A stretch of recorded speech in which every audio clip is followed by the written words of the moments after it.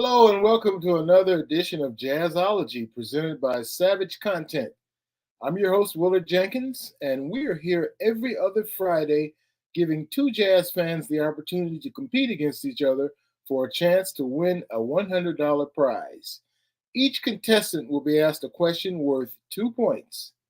If they are unable to answer correctly, their opponent will have a chance to steal the question for 1 point. We'll ask 10 questions, and at the end of the 10 questions, the person with the lowest score will get a bonus question for the opportunity to tie the score. If they're successful, the game will go to sudden death. Each contestant will take turns trying to answer the multiple choice questions until we have a winner. Our reigning champion is Riccardi, a Louis Armstrong scholar, historian, and the winner of the 2022 Grammy Award for Best Album Notes. Our second contestant is Brian Zimmerman, digital content editor for Jazziz. Earlier, we flipped a coin to see who would go first. And who won that coin toss? It's a surprise. It's like it's Ricky. We're getting some production notes. Looks like Ricky's going first. And Ricky will go first. You ready, Ricky? I'm ready. Sorry, I threw you on the spot there, Ricky. Yeah, that's fine. Our first question. Miles Davis wrote music for the documentary story of which great sports figure? Was it A, Joe Louis, B, Sugar Ray Robinson, C, Muhammad Ali, D, Bill Russell, or E, none of the above? That would be E, none of the above. It was Jack Johnson. That is correct. Score one for Ricky. Brian. All righty. Chick Corea's original Return to Forever band included what drummer? Was it A, Steve Gadd, B, Lenny White, C, Dave Weckl, or D, Airto Moreira? The original drummer. Yes, the original drummer in Return to Forever. That's a good one because I know Airto was in it. I want to say, and I knew I was going to be bad at this from the beginning. I'm a world-class second guesser. I'm from a long line of professional second guessers. So wait, I'm going to go with, was it B, Lenny White? Lenny White, B? I got some jibber jabber. I'm afraid that was incorrect, and Ricky will have an opportunity to steal this question. I'm more than a second guesser. I'm a third guesser. So let's go. I'm psyching myself out. I'm just going to say D.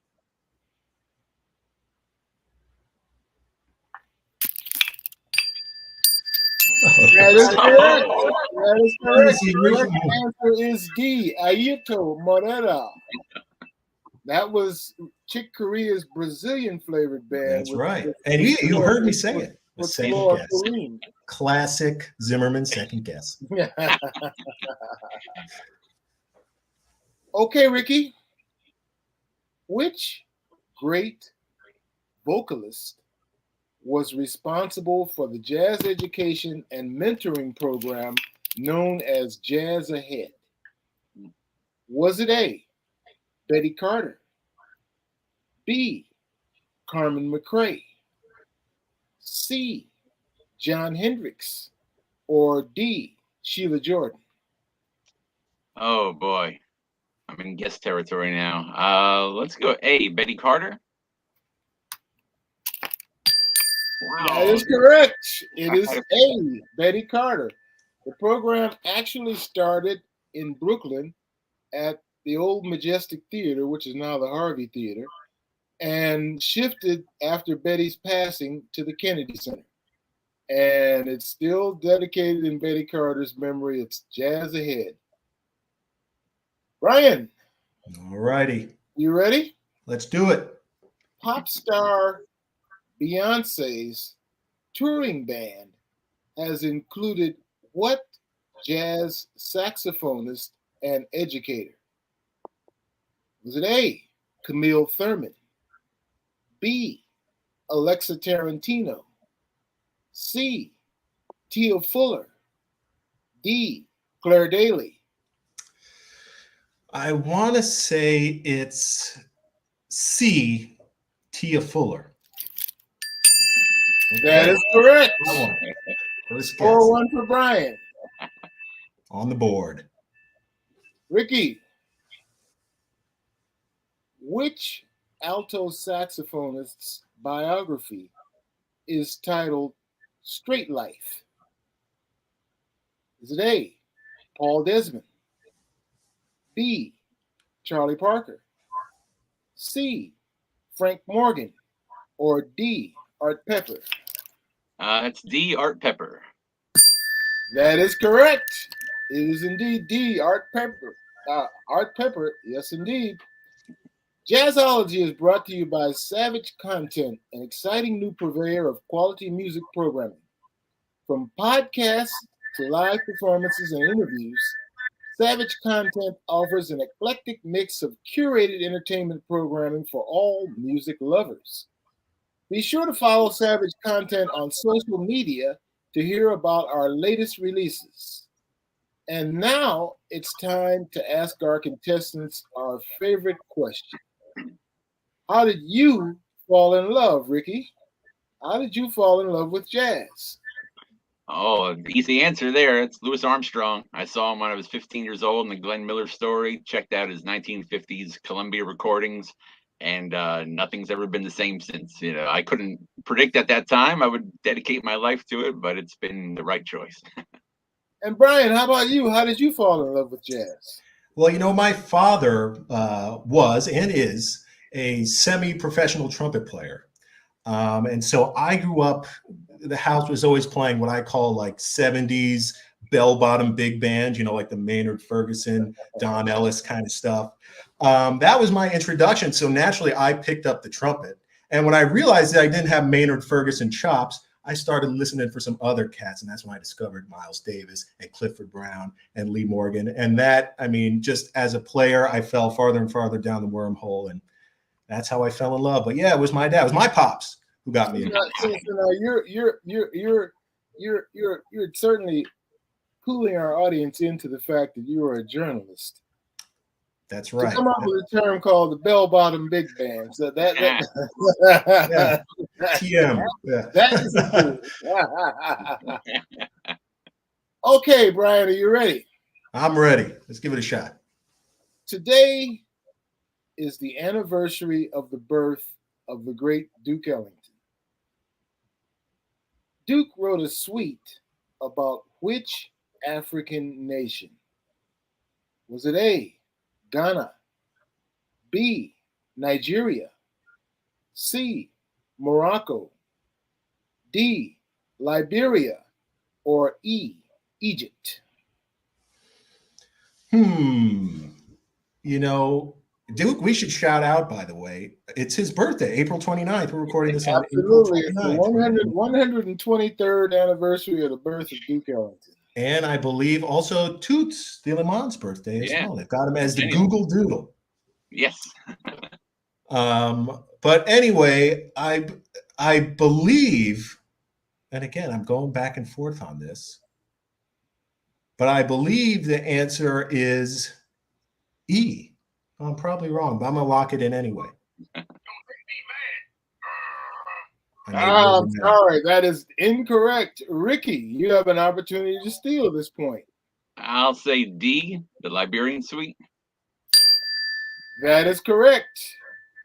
That is correct. Liberia. It's your turn, Ricky. Alrighty. What jazz critic wrote the tune Evil Gal Blues? Was it A, Ira Gittler, B, Whitney Balliet, C. Dan Morgenstern, or D. Leonard Feather? It's D. Leonard Feather. Well, Ricky's killing us today. I don't know. Absolutely. Ricky is killing I had us no doubt. I mean, Grammy winner, Ricky. The jazz critic who wrote the tune Evil Gal Blues was indeed Leonard Feather, who was also a piano player. Yep. And wrote several tunes as well. His daughter is a vocalist, right? Yes, indeed. Lorraine. Brian. Yes. Who was the drummer in the Spike Lee film Mo Better Blues? Was it A. Louis Nash, B. Cindy Blackman Santana, C. Jeff Tane Watts, or D. Terry Lynn Carrington? I'm pretty sure it was Tane, wasn't it? See? Okay. Indeed it was. It was Jeff Tane Watts, who was the drummer in Spike Lee's film Mo Better Blues. All right, Ricky, you ready? I'm ready. So help me, I'm ready. NEA jazz master Pharoah Sanders' classic tune, The Creator Has a Master Plan, was originally sung by which singer? Was it A. Andy Bay, B. Leon Thomas, C. Dee Dee Bridgewater, or D. Louis Armstrong? That would be B. Leon Thomas. That's correct, and you know you had an edge there because you can automatically rule out Louis Armstrong. Louis Armstrong sang the tune with Leon Thomas, not on the original. Correct. Yep. All right, Brian. Yes, sir. Tenor saxophonist Stan Getz was born on February 2nd, 1927, in what American city? Was it A. New York, B. Pittsburgh, C. Phoenix, or D. Philadelphia? I'm pretty sure it's a Pennsylvania city, but I'm split between Philly and Pittsburgh. Was he one of the great Pittsburgh cats? Oh, I don't think so. Is it Philly? Indeed it is. All right. Stan Getz was born February 2nd, 1927 in Philadelphia, PA. We got a pretty lopsided score, but we're going to go to our bonus round and give Brian a chance to at least catch his breath. Brian?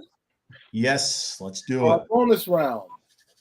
Vocalist Carmen McRae was once married to what great jazz drummer? Was it A.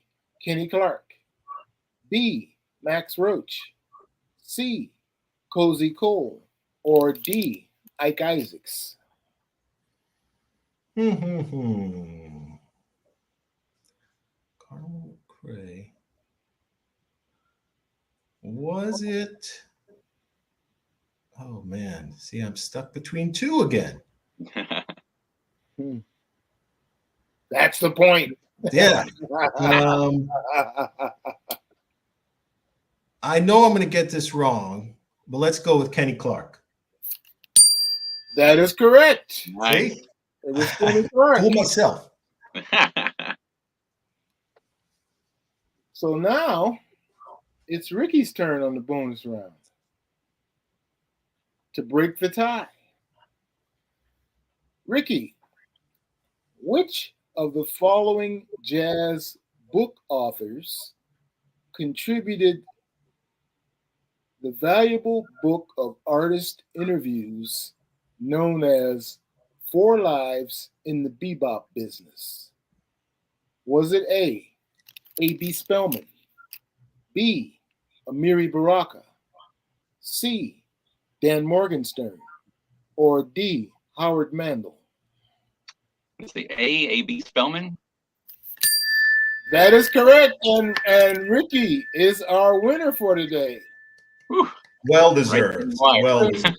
Congratulations to Ricky Riccardi on your win. And if anyone watching would like to become a contestant on Jazzology, we'd love to hear from you. Follow us on social media at Savage Content, as you see on the screen, and send a message letting us know. You must be 18 years or older. And thanks so much to Ricky Riccardi and Brian Zimmerman and to everyone who tuned in to us today. Remember, you can check us out every other Friday at 2:30 p.m. Eastern Standard Time. And if you miss the show live, you can find the archive on our Jazzology YouTube channel. I'm Willard Jenkins. Join us again next time for another edition of Jazzology.